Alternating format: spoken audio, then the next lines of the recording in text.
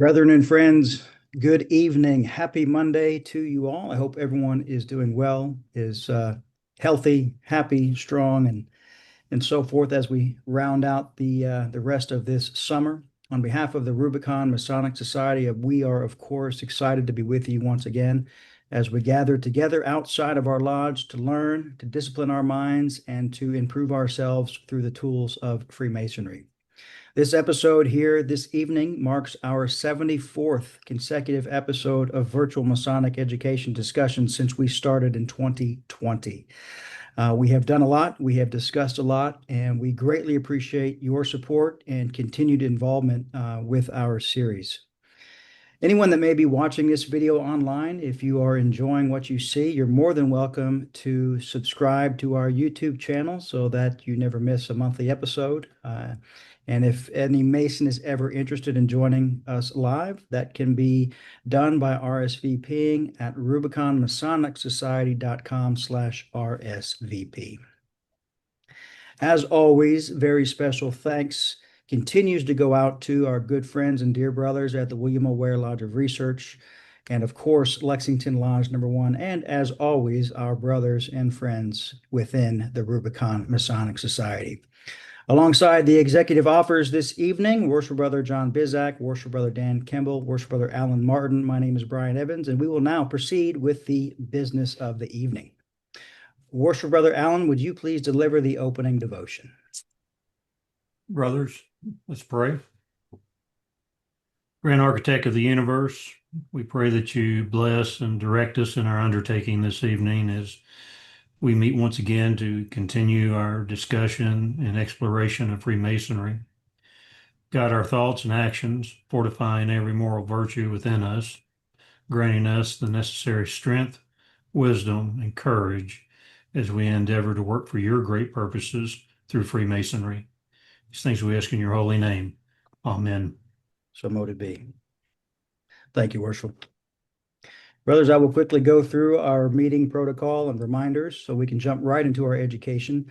Our virtual Masonic education aims to help us to become better men, always devoted to our family, our faith, our country. May we all come together tonight to learn, to subdue our passions, to discipline our minds, and to improve ourselves through the tools of Freemasonry. Any opinions expressed during this virtual education are those of the presenter or participant. They do not necessarily reflect the views of any lodge or Grand Lodge or the Rubicon Masonic Society, and our full disclaimer can be found on our website, rubiconmasonicsociety.com/disclaimer. Brothers, as you know, these are not tiled meetings. Masons and non-Masons are welcome to attend and participate, so please just always be mindful that anything discussed should be suitable for Masons of all degrees as well as non-Masons. Of course, gentlemanly manners at all times. Please, no alcohol, no eating, no smoking, no drinking, no foul language, no discussion of politics or religion. We know the rules. Just some quick recommendations in an effort to best ensure that our meetings do go as smoothly and enjoyable as possible. We do recommend that the attire for every meeting is coat and tie if you're able to do so. Please type your name and any appropriate Masonic title or location under your video. If you're not a Mason, please simply type guest. Please enable your video camera if dressed appropriately so other attendees can see you. Reduce background noise, turn off other distractions, and as always, please be patient should any technical difficulties occur. Very excited to hand over the mic tonight to Worship Brother John Bizak, who will do the honors of introducing our special guest. Worshipful. Thank you, brother. Worshipful Brother Michael Pohl is the owner of Cornerstone Book Publishers. He's a fellow and past president of the Masonic Society, fellow of the Philalethes Society, a fellow of the Maine Lodge of Research, member of the Society of Blue Friars, secretary of the Louisiana Lodge of Research, and he's a full member of the Texas Lodge of Research. He's also an honorary member of the Rubicon Masonic Society. He's a New York Times best-selling writer and publisher, and he's very prolific writer, editor, and publisher of over 16 Masonic books. And he's been described as a dedicated and talented Masonic researcher. And he'll be speaking tonight at our 74th episode on his latest, or not, actually it's not his latest book, but a book that he has written called Living Freemasonry, A Better Path to Travel. Brother Mike, the floor is yours, sir. Thank you. Worship Brother John. I really appreciate it. And I have to say, I'm very impressed with the opening that I've seen. I think I've spoken to you all several times before, Mhm. but this is the first time I've seen that opening like that. And I have to give um, a potential disclaimer. It was supposed to be not raining tonight, but that was the forecast, and it's raining outside. And I had a couple of glitches a little while ago, and I hope that I'm not all of a sudden mid discussion knocked off. But if that's the case, that's why. But No problem. yeah, just a fair warning, I guess. But I certainly appreciate it, and I appreciate the opportunity to speak with you today. And I've had the honor of delivering several lectures before. And last month, Brother John Bizak invited me to speak with you again. His request was for me to speak on the 2021 book titled Living Freemasonry, A Better Path to Travel. And of course, I told Brother John that I'd be delighted, but honestly, I didn't fully consider the subject when he asked me. I was in the middle of preparing for another talk and that was my focus. But when the fog began to clear and I realized what I had agreed to do, I wrote to Brother John to try and find out exactly what he was asking of me. And he mentioned a few of the chapters and if I would speak on the general idea of the book. And that presented me with an interesting situation. You see, if he had asked me for any of the other books and to speak on them, I would have simply done as requested. But this book was different. Actually, it's very different. You see, I wrote a number of the chapters for this book during the COVID lockdown in 2020. And during that isolation, I did a lot of thinking and writing. And that evolved into what became the book. And one of the chapters deals with the COVID situation and how lodges were affected. And it was a tough time for everyone, and no one really knew how any of it was going to end. But Living Freemasonry was written in a deliberate, pointed, and personal manner, and that makes it a bit complicated to explain, but I'm going to try. The story, well, it may be actually of some value. So to do it properly and the way that may result in a better understanding of what was behind the book and its goals, we need to first take a look at Freemasonry itself. And frankly, it's changed a few times since the years it started, and certainly over the last dozen, 20 years. But I believe that we're at a turning point. Or really, I believe we're at the opportunity of a turning point, and timing is everything. Let me explain. When I joined Freemasonry, I was absolutely blown away by the symbolic teachings, philosophy, and ethics in just the initiation ceremonies. I knew that this was exactly what I had been looking for.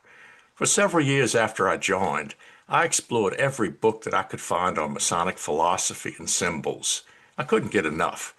But then something disturbing began to slip in.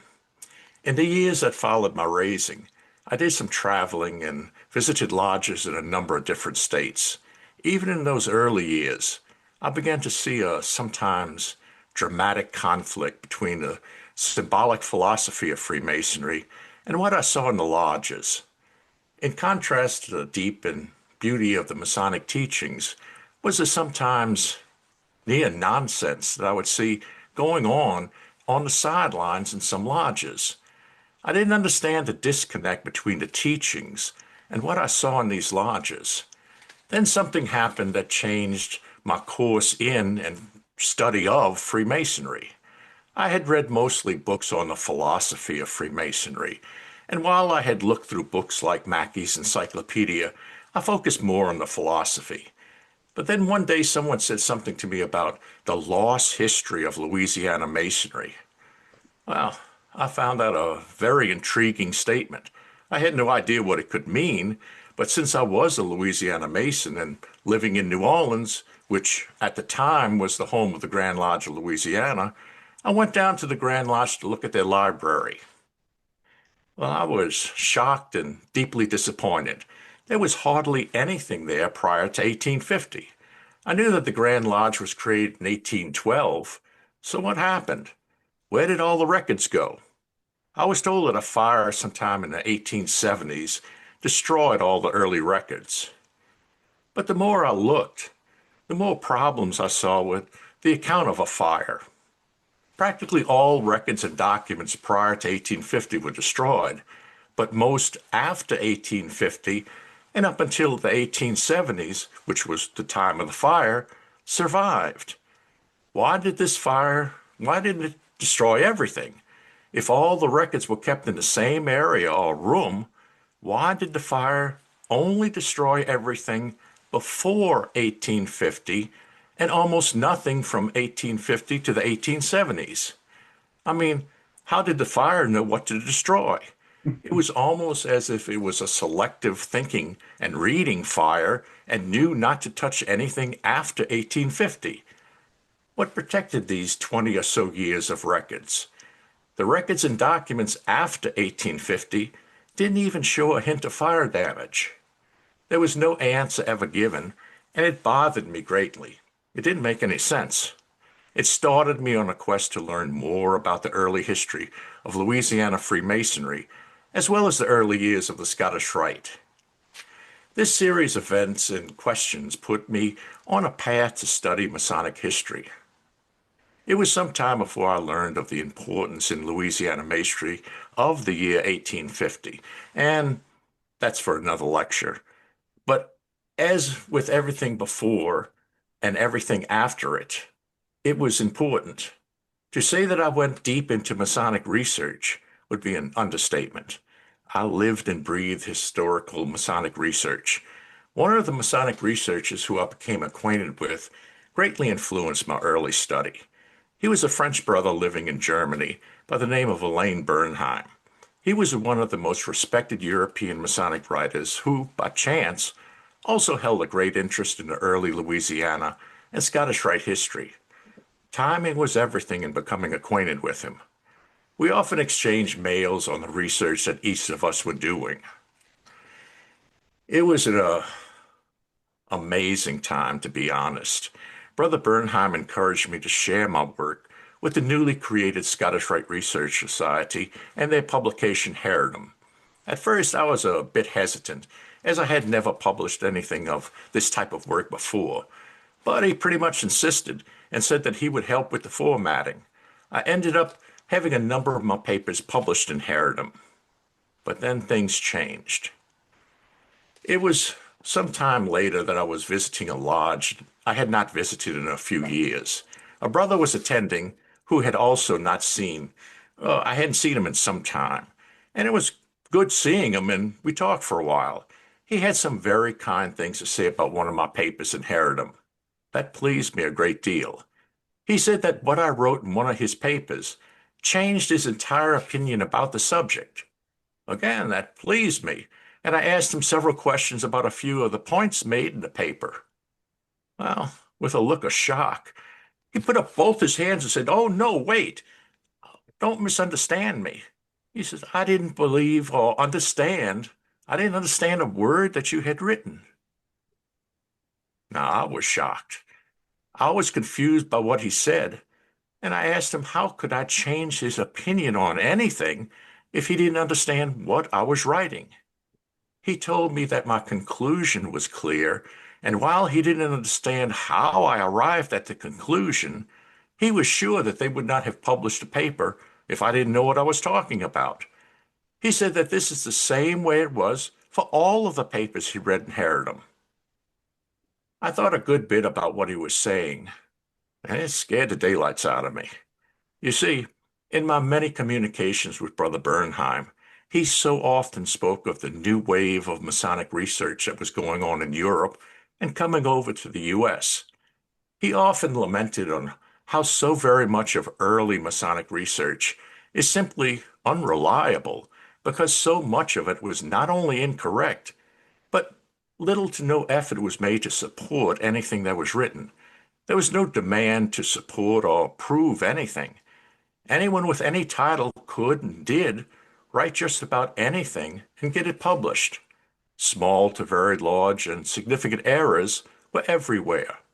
The new wave of research was very simple. It was basically, you write it, you support it.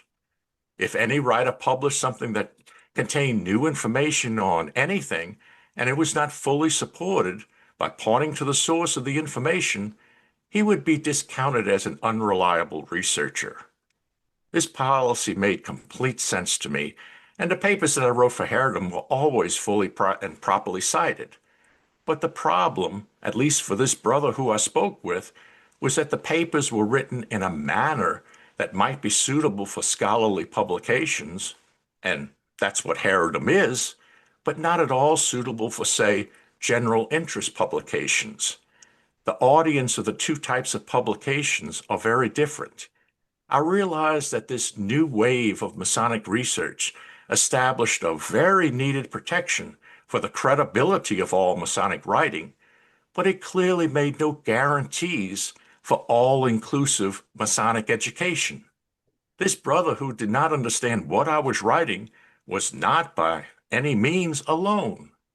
More Masons than anyone realized did not benefit at all from this new wave of Masonic research. Research might have been published with all the proper supporting evidence, and it might have had correct information, but it gave limited help as it was often not understood.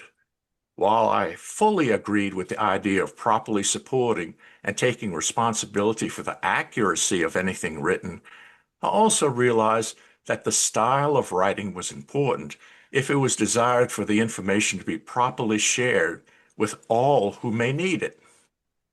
It's simply a fact that general interest publications have larger readership than scholarly publications. This also applies to Masonic publications. Many of the Masons who desire Masonic education might gravitate towards general interest publications, with writing styles more accessible for the casual reader. This does not at all mean that scholarly publications will not be appreciated, valued, and desired by many. It only means that we need to consider more than one style of writing. I did a lot of thinking about this situation. What was the goal of Masonic writing? Was it to establish that we could write alongside the best scholarly writers, or write in a manner to do the most good? And what of the readers? Did they buy these scholarly books to read and benefit from the contents? Without question, some did, but also without question, many others would either not buy them or buy them only to show off unread on their bookshelves. In my opinion, we not only have a responsibility to support what we write, but if we are going to write, we should also have the responsibility to be sure that we are clearly understood. I changed my manner of writing. I felt that there were enough quality scholarly Masonic writers. I used the time putting together Living Freemasonry to refine my new style of writing. Also, in Living Freemasonry, I included a chapter titled Albert Pike's Morals and Dogma, The Art of Communication. The subject of writing styles is explored in this chapter. I tried to examine Pike's classic Morals and Dogma and the common claim that it is, or was, the most owned yet unread book in the Scottish Rite. Why was that the case? I've always felt that the book is not exactly a proper handbook of the Scottish Rite, but the fact is that it's a breathtaking exploration of the philosophy of the Scottish Rite. So why would so many in the Scottish Rite fail to read it? The only answer that made sense is the style in which it was written. The style would seem to have been overwhelming for too many. So why was it written in such a style? Did Pike feel that the style was necessary? And if so, why? What was his view of the average 32nd degree Scottish Rite Mason in the mid to late 1800s? These are the questions that I wanted to study in that chapter of my book, not only for Pike, but for myself and so many others. I tried to look at that question from a number of sides. As also pointed out in Living Freemasonry, humans have the ability to adjust communication to fit the need of the moment. we are not only limited to screaming to alert everyone around us of a danger, we can also explain the nature of a danger, what happened, what's about to happen, or what might happen. We can describe the situation in detail. We can use communications far more successfully than other animals.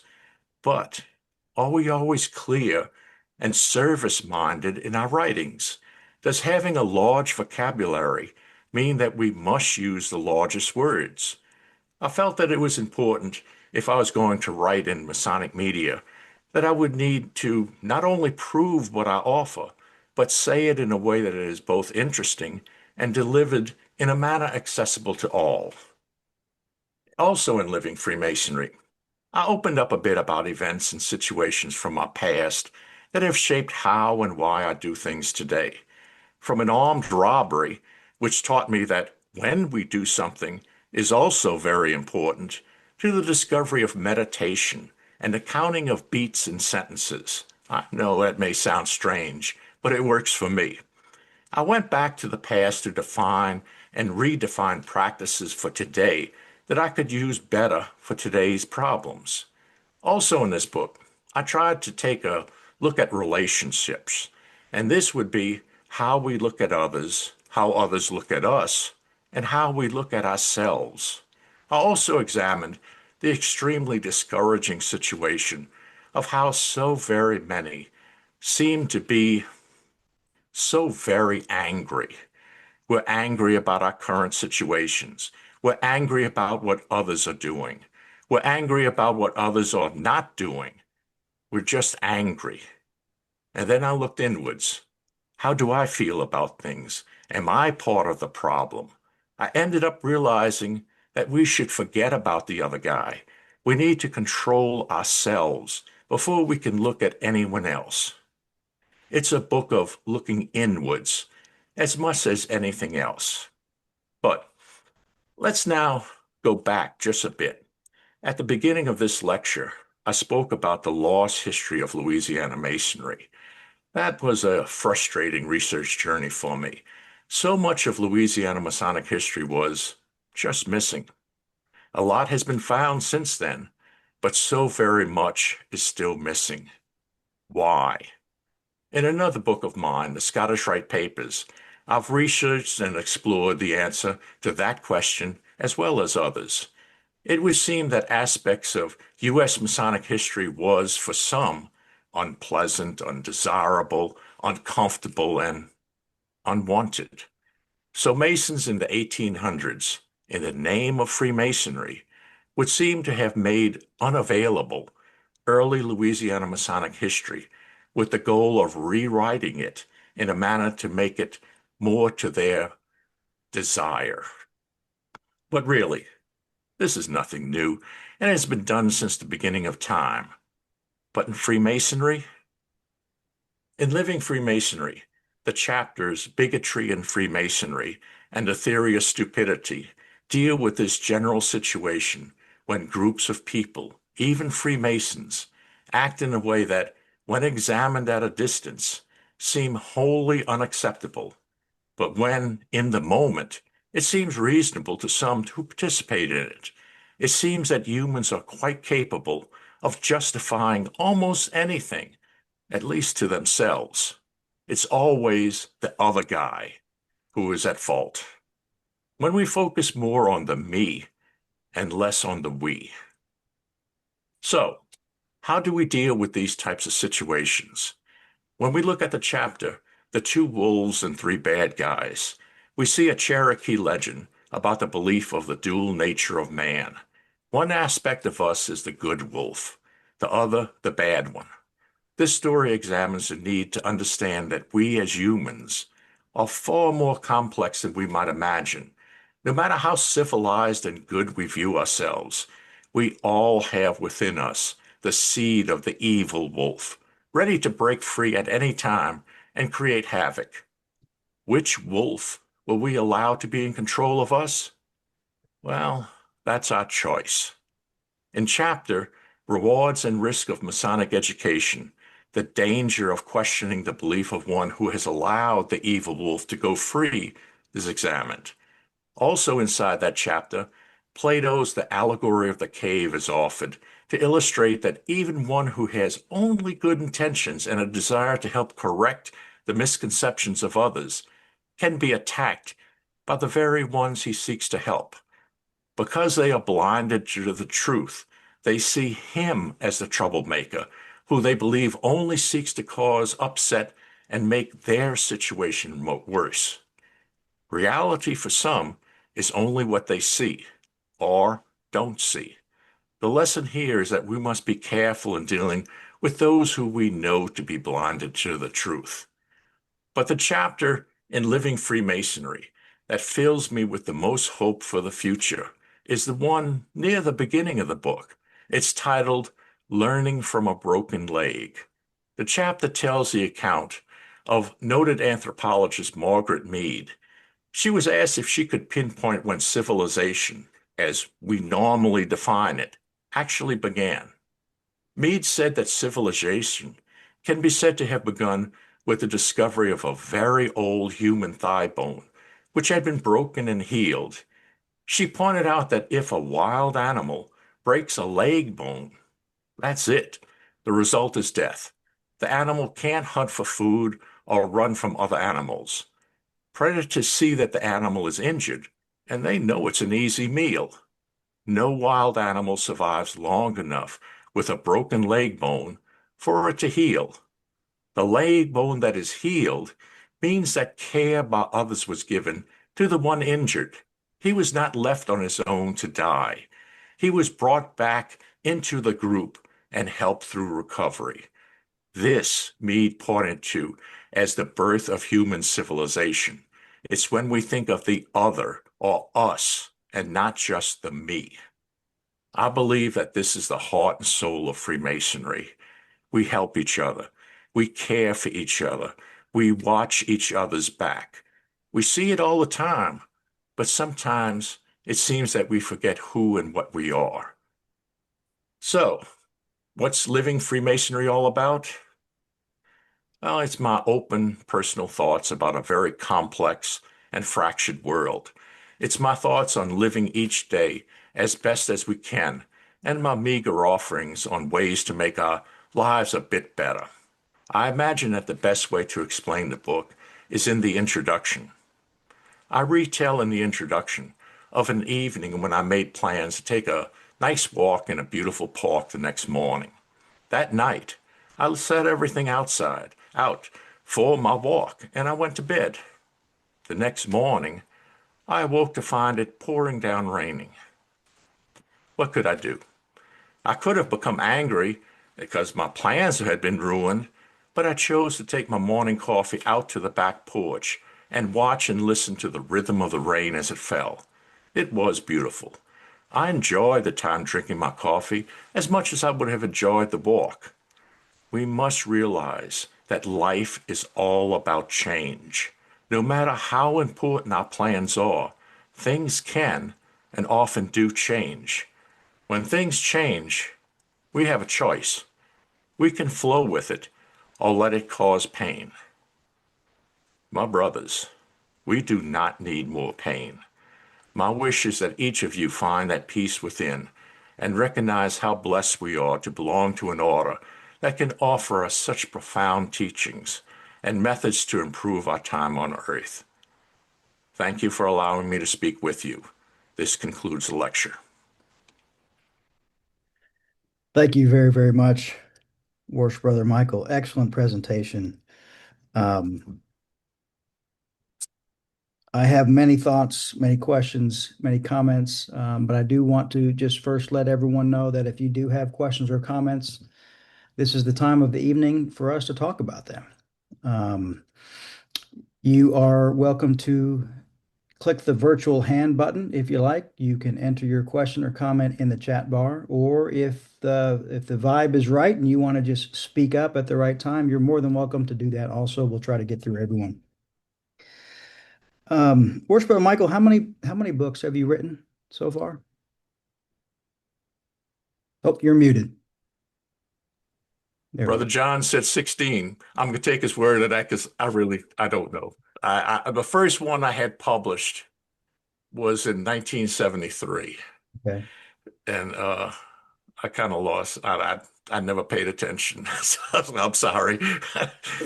No, that's quite all right. My follow-up question is, how many more books do you have in you? That's it. Never again. That's it? I don't. I never ever know. And I'll wake up one morning and I'll say, I gotta do something, and I'll put down a thought and I'll put a chapter down and I'll say, well, wait, I gotta build it. All of a sudden it's there. Sure. So I can't truly say. Yeah.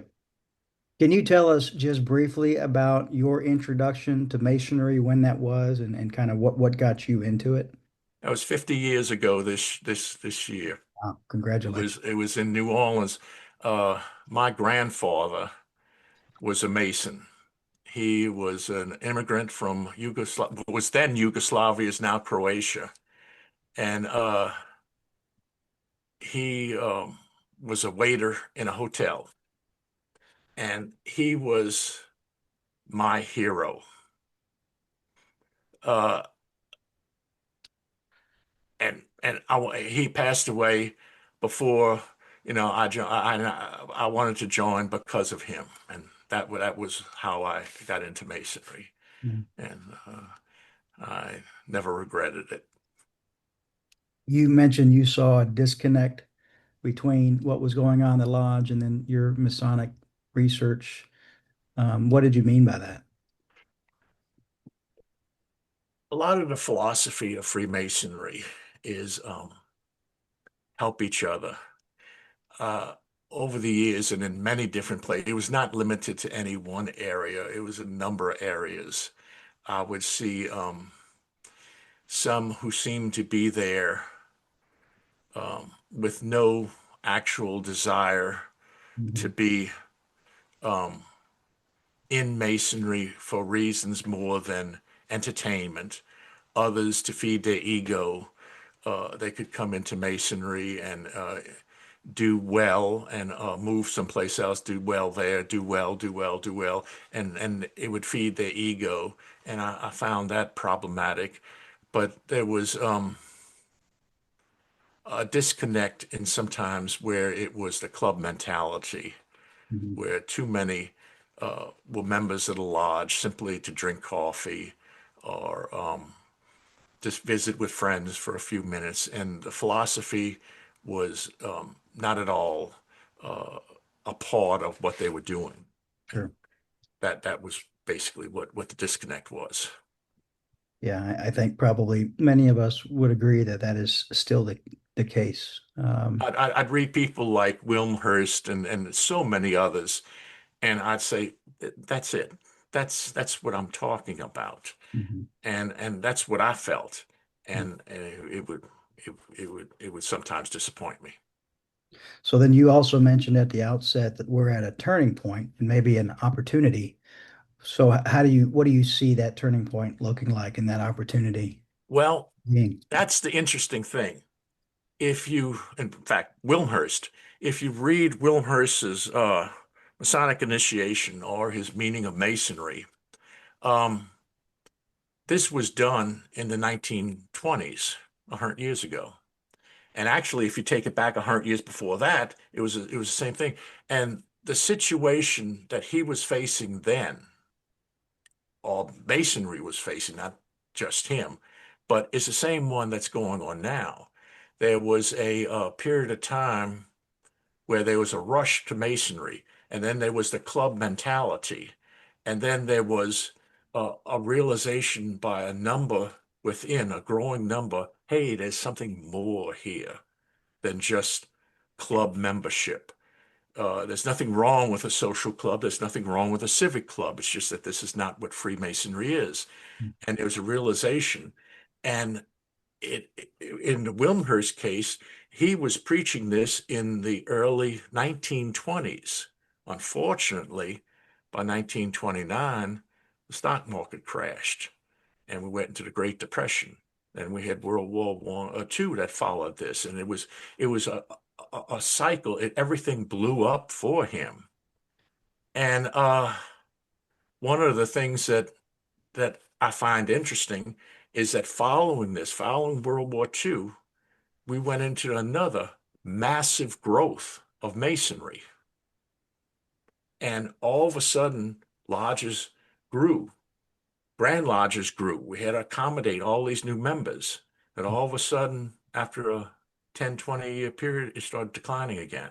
And we're going down into the same place we are now, where we don't have the members. The money was not there. We're long enough in this downward slope that many are starting to say, well, what is Masonry? What are we doing? Have we been doing something wrong, or are we actually doing something right? And the question is, what's tomorrow? I don't know what tomorrow is going to bring. I have no clue. And I think that we have an opportunity. And in the book, I talk about me being robbed. And I thought the guy was going to kill me. And I realized that we have no guarantees for anything. None of us know if tomorrow is going to come for us. We just have to try to do everything we can right now to try to make something better and plan for tomorrow, but we can't expect anything, if Very that makes sense. makes perfect sense. Yeah, very well said. Um, we have a question, a comment that was written in the chat. It said, Brother Paul, I found that many a Mason is Mason in name only. They have no respect for the master or the lodge or any other member present. Have you found this to be true in your travels? Yes, but I went through a period where I was very frustrated with a lot of Masons who I saw were card carriers. They joined during this period of time where explosions would, explosion in membership, and nobody taught them anything. Mhm. And there's some who, and there's different categories that I place these people. Some of them who are club Masons, uh, I've known some. They know zero Masonic philosophy, zero Masonic history. They usually know very little about the opening and closing the lodge. They know very little about Masonry, but they will give you the shirt off their back. If you need somebody to cut the grass at the lodge, they're there. You need somebody who breaks down in the road, they're there. And so it seems like they're not there as much a victim as anybody else, because they were never given the tools that they needed to be given. Uh, some of them reject the tools. I've seen some guys that fell right into that category in arguments with young Masons who are angry at them because they don't know anything. Well, they don't know anything because nobody taught them. Mhm. And I think the choice we have is a balance between not judging other people and not pushing them down simply because they don't know something, but taking the time to teach them. And I think we're as responsible for teaching as anything else. Yeah, 100%. Great answer. Brother John, I would only add to that personally that respect, if there's a lack of respect and there's negativity, that's a different story. So hopefully that's not what you're saying in that regard. I want to pivot a little bit more. You spoke a lot about research. I think if you were a professor teaching men how to do research, specifically about masonry, because they have a book in them or something, what advice would you give them, and where would you tell them to look, and how do you do Masonic research, and how do you properly cite it? I know this is a very broad question, but I'd like to get your input on what that looks like. Well, I used to be a high school teacher, but There you go. a long time ago, long time ago. But Because right before you say, because I don't think research is the same now as it used to be by any no, means. no. Research now is you go to Google or you go to Chat GPT or you go to Siri or you go to something else.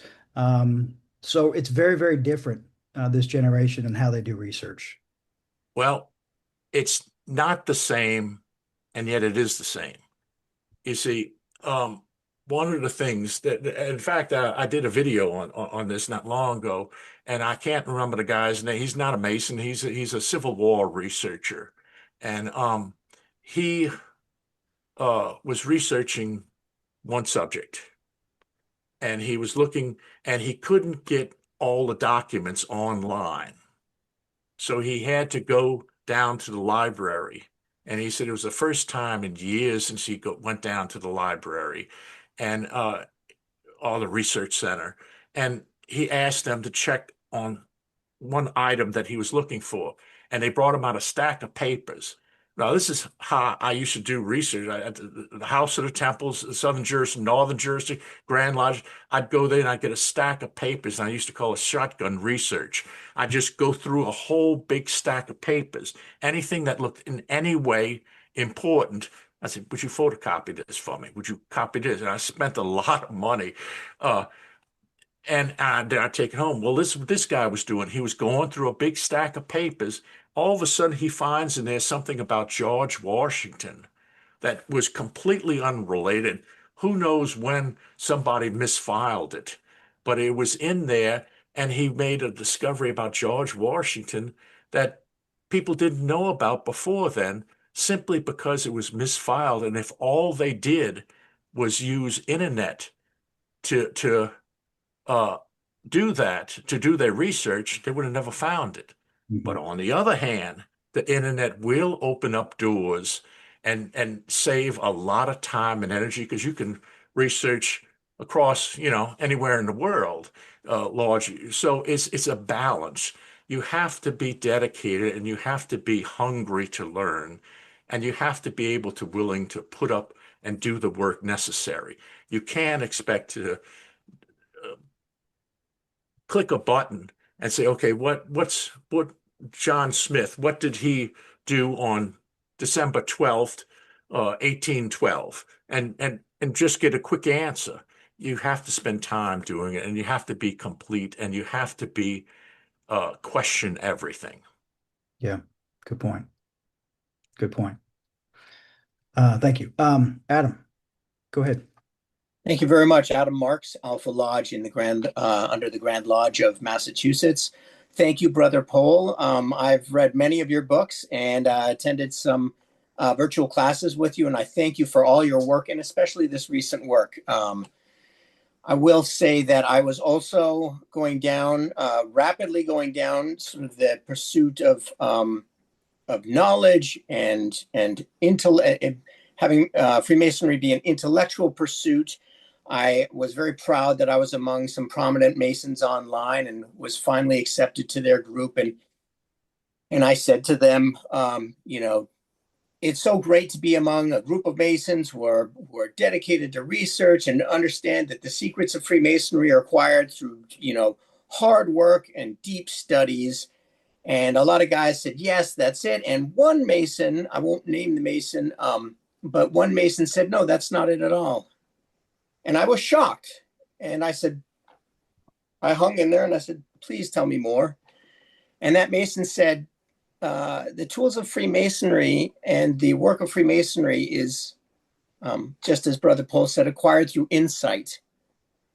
It's not an intellectual pursuit. If it was, or if it were, it wouldn't be open to everybody. Not everybody pursues Freemasonry in that manner, but by looking inward, that's how we change. And it's all about relationships. We've recently, in Alpha Lodge, I see Brother Worshipful David Young is on here. He's a member of Fibonacci Lodge in Vermont, and they're an observant lodge. And our lodge has just converted to be an observant lodge, which means we're not looking at the volume of Masons we have. We're doing those things like looking at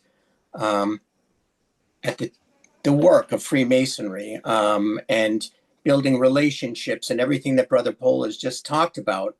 And through that, being less concerned about numbers and more concerned about relationships and understanding what the tools are and how to use them, something's happening, something very special. I'll also mention Brother Joseph Fort Newton. The Men's House Papers is very inspiring. But Brother Paul, I just want to say, coming from a researcher and somebody who really understands foundationally the history and the work of Freemasonry, and also being able to present this other side, that deeply personal side, uh, it's just so important. And I just wanted to say thank you for doing that, because at the end of every Masonic lecture now, we say to our speakers, answer one question. So what? What does this have to do with today and what we're doing? So I'll just leave it at that. But you have my gratitude forever, Brother Paul. Thank you. Thank you. There's one thing I want to mention, what you said in there is what I believe very deeply. No one can change another person. All they can do is they change themselves. And if they go inside and change themselves, then another person sees that and says, hey, uh, let me do and work on themselves. You can be an inspiration to somebody, but you cannot change somebody's mind and say, this is how you're going to do. This is what I want you to become. It doesn't work. Mm-hmm. Yeah. Thank you, Brother Adam. Good comment. Thank you. I'm sure there's a few more thoughts or comments or questions out there. Please don't be shy, brothers. We've been around for 74 episodes. Worship Brother Paul, for maybe men or Masons, because a part of your presentation is a better path to travel. What advice would you give to Masons who may be off course, off path, not necessarily Masonry, but life in general? You seem very centered, very present, very in the now. What advice would you give there? And I don't expect you to be offer any psychiatry or psychological advice, but what would you I say? can't do that. Right. I really think there's several factors. Um, I belong in Louisiana. I belong to 4 lodges. One of them is the York Rite, or which is the Preston Webb ritual, which is worked by everybody, or most everyone in the U.S. And 3 of those lodges are Scottish Ratecraft lodges. I'm past master of one of them. Um, Paths to follow. Uh, it doesn't have to be my path, has to be your path. It has to be a better path to travel is your better path. You see, if I'm going down this road and you say, well, I happen to like going down this road because they got that tree down there that I really like. And I like seeing it. I enjoy seeing it. It brings back good memories of some childhood event. Well, we can all have our own paths. And this is one of the dangers that I've seen in Masonry, that they say Masonry is a path. And it almost makes it sound like you do it this way. And if you don't do it this way, then you're wrong. And I take that as a very presumptuous and what I need to help me may not be what you need to help you. And we all have to find our own way and whatever best way we can. And just as long as we're honest with ourselves and not trying to mess up anybody else, I think we'll find our way. And that is the better path for us to travel. Yeah, great. Well said. So I guess in a way you're saying Freemasonry is another way to discover yourself internally. Yeah. Yeah. Brother John, Cameron, go ahead. Brother Cameron, go ahead. Thank you. I appreciate that. I just had to find the unmute button. I have a new tool here, No problem. and I'm not sure where everything is. So, Brother Paul, thank you for this lecture, and Brother Evans, thank you for taking my comment. I had delivered a lecture a couple of months ago now on living Freemasonry, and essentially, um, I explained that I have with pride on my automobile a square and compass. And we have here in Nova Scotia in Canada things called roundabouts. They're also known as rotaries in other places, right? So a roundabout, you're driving protocols, you really don't make eye contact with anybody. You just go. So I may be cutting people off in roundabouts, and I have plenty of opportunity here because there's only two within a mile from where I live. And what did they see when I cut them off? They see my square and compass. Okay, they see a Freemason. So we do teach Freemasonry, but we don't live it. We don't live Freemasonry. I grew up on a farm. If I left my tools outside overnight for a week, for a month, or for a few months, they get rusty. Our tools are rusty, and there is little incentive in some lodges for us to work on sharpening our tools. And yeah, anyway, I'll leave it at that.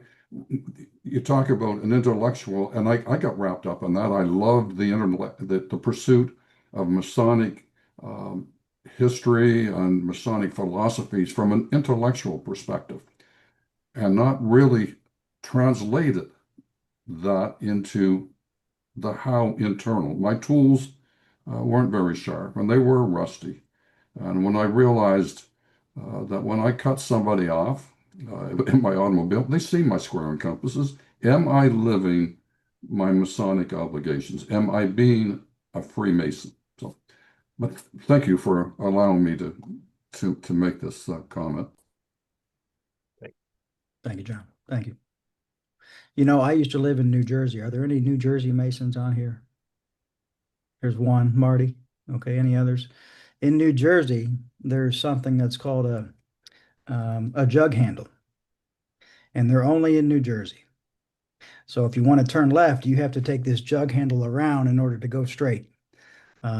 Anyway, whoever this Mr. Jug Handle guy that put that construction together, I'm not so sure I'm a fan, but maybe he knows something we don't. Anyway, David Crickard, you had your hand up, and I'm going to put you on the spot because I think you might have something good to say.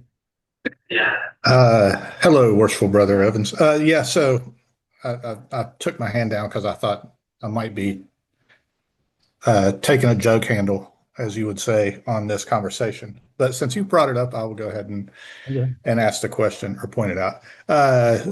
So thank you, worshipful brother Poole, for this presentation. And my question would be, so when I was listening to you talk, you said, be careful with the truth. And my question is, why be careful with the truth? I'm not saying be mean to somebody with the truth, but why be careful with the truth? Because people who don't understand truth, in my opinion, need to be broken by the truth. So being nice about it seems like you're hurting them more than not.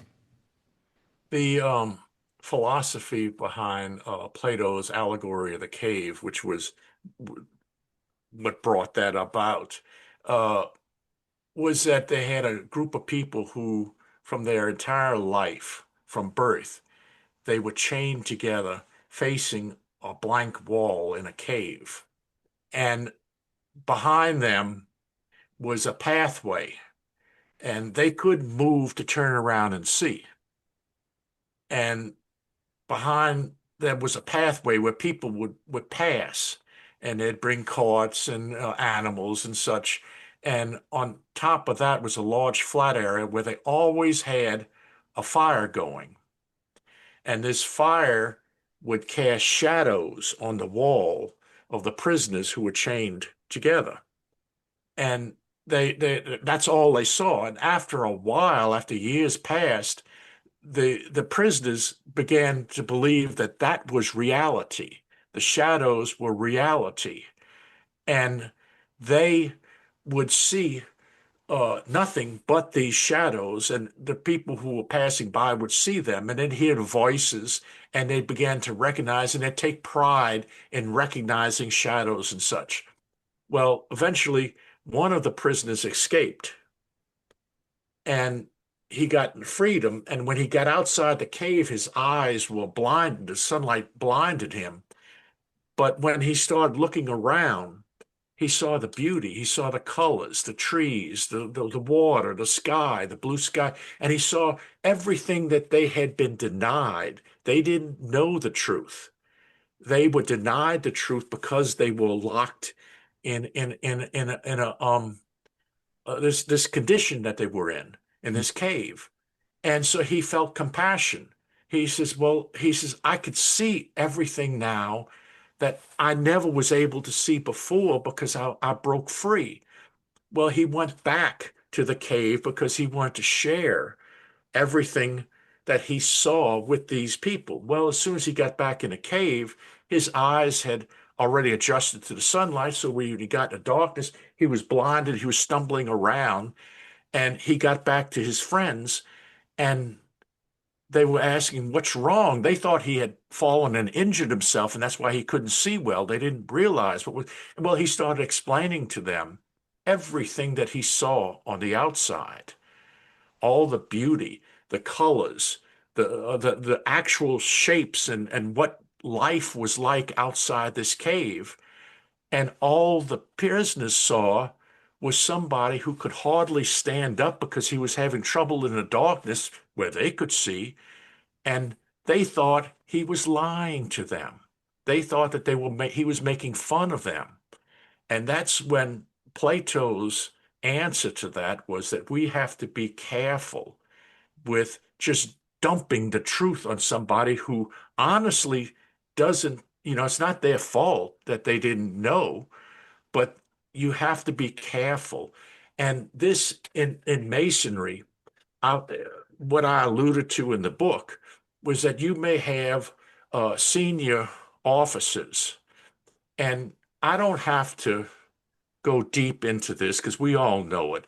Some people who are just controlled by ego, and they know everything. And when you have a program, a young guy coming in who knows that if you do A, B, and C, this is going to be the result, but he has to get permission from someone who has no idea what this is. And the point of that paper in the book was that you have to be careful. You can't just go say, "Hey, look, were you stupid? Here, this is the truth. This is what and you make you don't get anywhere. So if the goal is actually to help, then you have to take certain steps in order to properly help. Because if someone honestly, truly believes something and they're wrong, they're going to be offended if you just dump it on them and say, what's wrong with you? Here, this is the truth. And you don't accomplish anything by doing that. And if you just lay the truth out in a manner that satisfies your ego without considering them, that was the whole point of that. It's not that you don't want to give the truth. It's you want to give it in the best way possible that it does the most good. But that's the long answer. No, that's the right, great answer. Yeah, it gives me a different way to look at it, to think. So I appreciate that. Wow. See, David, great comment, great question. Look how much value you just added to our presentation. I appreciate that. You're a good man, David. Brother Bruce, go ahead. First of all, I'd like to apologize that I am not on video.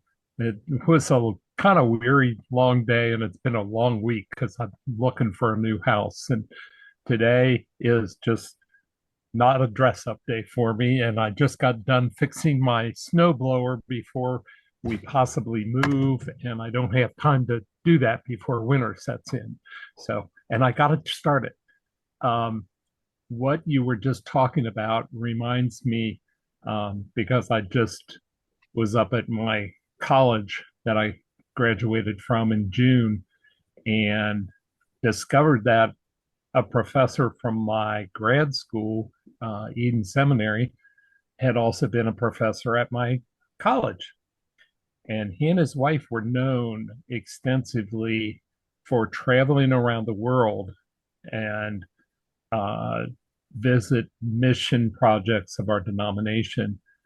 And Alan told a story that one time they were at I think an African village, if I remember right, and the leader's son, if I remember right, was very, very sick on death's doorstep. And Alan and Dottie went into the boy and asked what his symptoms were and that. And Dottie simply asked for a piece of very finely woven cloth. And she said, "Get me some of your water." And she poured it through that finely woven cloth and showed them all the bugs and other dirt and parasites and everything that he was consuming when the people drank water from the nearby. And I said, something so simple, but they started giving him just sips of that more clean water, and it turned his life around and he lived. Yeah, but And they didn't sometimes, insult him. They didn't yes, insult the people. It that's was right. done in a way with care. Yes. And that's the thing. And sometimes I think we make things so difficult instead of doing that old KISS thing of just keep it simple, stupid. So thank you very much. Thank you, Bruce. Yeah, Adam, you put a good comment. The truth you believe today might not be the truth you believe in tomorrow. We all have limitations. That's great. Worship Brother John Bizak said a quote a few years ago, and I wrote it down and remembered it. And I think he got it probably from some guy named Socrates. I don't know. But he said the only way to attain truth is to be open to the possibility that we are not right about anything. In doing so, we remain open to the truth. So another great version of that.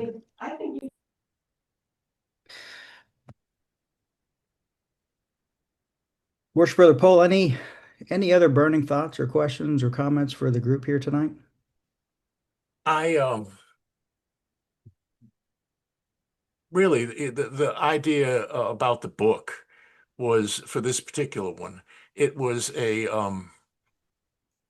change in style what I was trying to do, and it was a product of the COVID lockdown, and there was a lot of downtime that everybody went through, and it was sharing a lot of the things that I had not put down. There was a section on Masonic books and printing, what the printing industry was, and how it's changed, I know there was a time when it was felt that books, Masonic books, if they were not of a certain style and printed a certain way, it was not valid.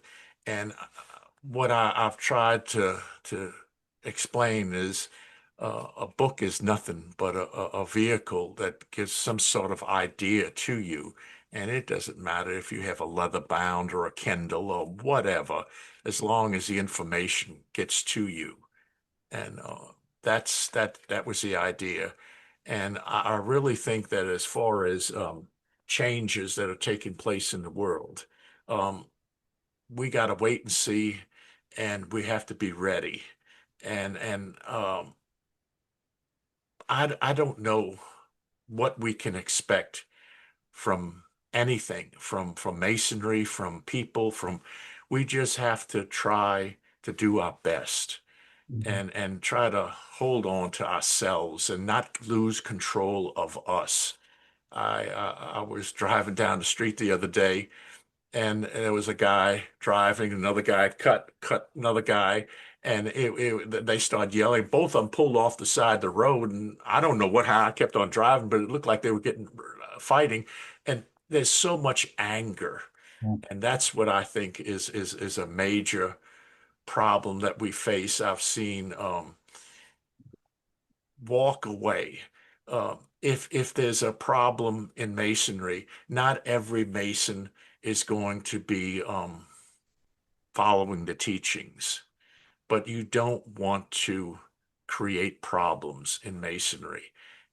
If there was an old policy, I guess you call it, that if you can't make amends with somebody, walk away. Don't cause a problem inside a lodge. And that's what I've heard too many cases where inside of a lodge is supposed to be sacred, and people get in arguments. I saw two brothers come to inches within a fist fight, beginning to swing at each other in a lodge. And I think we just need to take better control of ourselves and however we do that. Well said. I agree. I think probably one of the most important skills a Mason can really have is tolerance and acceptance. So, yeah, well said. Thank you. Any other questions or comments for our presenter this evening? First, Brother Michael, you knocked it out of the park. Thank you. Thank you. Thank you. We will proceed on with just a little bit of more business and a few updates, and then we'll let everyone get back to their livelihoods. Our next Masonic education will be Monday, September 29th, 7 p.m. Eastern Time. And this will be a meeting that will be very closely following the Festa Board and Conference in Lexington, Kentucky. So with the thought process for this meeting, I believe we're going to do a summary and a recap of how the conference went and discuss basically the highlights of that and how that relates to Freemasonry. Does that sound about right, John, Dan, that you guys have in mind for that? On target. Great. All right. Brothers, we have a book challenge that has been presented to the body of the craft that has any close connection to Rubicon or William O. Ware Lodge of Research. Worship Brother Dan, would you mind to just touch on that just briefly, please?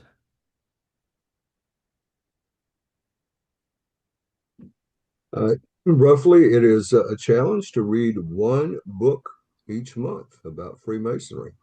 And if Worshipful Brother Pole has written 16 books about Freemasonry, you could read one of his books every month.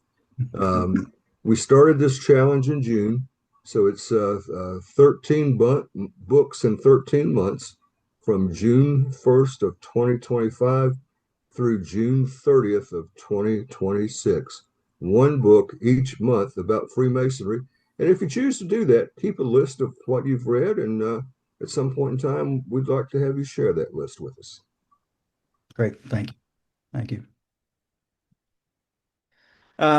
Brothers, William O. Ware Lodge of Research, as you have, if you've seen before from our previous educations, is holding a raffle for a Kentucky long rifle, an antique Kentucky long rifle. All of the details can be found at wowraffle.org. You can purchase your tickets online. It's $50 a ticket. All proceeds do go to the William O. Ware Lodge of Research to promote Masonic education. You can purchase as many tickets as you'd like. You do not need to be around when we do the drawing, so we'll make sure that if you purchase a ticket and you win a ticket, by gosh, you will get the Kentucky long rifle. We will figure out how to make that happen. So very, very special auction, very special gift. Strongly recommend that you participate. You do not have to be a Mason to participate in this auction either. We'll have very good records of all tickets purchased and make sure it goes to the winner. So participate, brothers. The Festive Board and Conference is sold out, brothers. We will see you there. Hopefully, everyone here has been able to purchase their ticket and move forward to join us on September 19th, which will be the evening of the Festive Board, and September 20th will be our conference. If you have this burning desire and you feel like you've completely missed the boat and you want to try to get in, we might be able to squeeze you in. Just reach out to one of myself or John or Dan directly, and we'll see what we can do. Otherwise, we look forward to hosting you all. It's going to be a fantastic event, and very, very much look forward to seeing everyone there. So, we do have one of our past conferences, 2023 conferences, on YouTube. If you want to go back and watch that, great education presentations about McBride, Newton, Smith, and Jackson. So that'll give you a kind of a taste of what our first conference was like. Anyone interested in pursuing their education a little bit further, The Craftsman is a fantastic website, thecraftsman.org. Worship Brother John Bizak, that's his website. His books are on there, his articles, many more articles to be updated here soon, but please check that out. And John, while you're on the hot seat, you want to talk a little bit about the Philalethes? Sure, thank you, brother. The Philalethes Society, brothers, was founded in 1928, and it's an international Masonic research society, as well as the oldest independent Masonic research society in North America. The society was started to serve the needs of those who seek a deeper understanding into the history and rituals and symbols of Masonry, of course, as well as just spreading Masonic light. As many Masons would prefer an electronic dissemination of the materials, we'd like to put the Philalethes Journal into the hands of your lodge or a Masonic group of brothers who want to continue the quest. For a nominal annual fee, every lodge can send out an electronic copy of Philalethes 4 times a year via email attachment of the journal in a PDF format. If you want to learn more about that, you can contact Philalethes, or you can click on the link that I'll post in the chat box after this announcement. And if you have questions, just feel free to get in touch with me. Great. Thank you, John. The word Philalethes is a Greek word, and it means a lover of truth. As I said earlier, the Festa board is upcoming. If you're curious to know how we handle our Festa boards, please go and rent or purchase the Masonic table. It's available on Amazon Prime. Enjoy. Brothers, are there any other final comments before we proceed to close? All right, hearing none, then we will proceed to close. Worship Brother Allen, will you please do the honors of delivering our closing devotion? Yeah, absolutely. Grand Architect of the universe, creator and provider of all things, we thank you for this occasion and time that we have spent here together this evening. As we prepare to close our meeting, we ask that you bless us with perpetual awareness of the principles instilled by our craft as we work to fortify our abilities to be just and upright in all of our undertakings. Let us always be aware of the blessings we have received and from where those blessings emanate. These things we ask in your holy name. Amen. So mote it be. Thank you, brother. Brothers and friends, thank you so much for joining us. Our next meeting again is September 29th, 7 p.m. Eastern Time. You can RSVP at rubiconmasonicSociety.com/RSVP if you're not on our list. If you are already on our list, you do not need to RSVP again. We will send out the Zoom meeting reminder the morning of. And until next time, brothers, may we always be happy to meet, sorry to part, and happy to meet again. As we close today, I'll like to share a video with you called The Green Leaves of Summer. So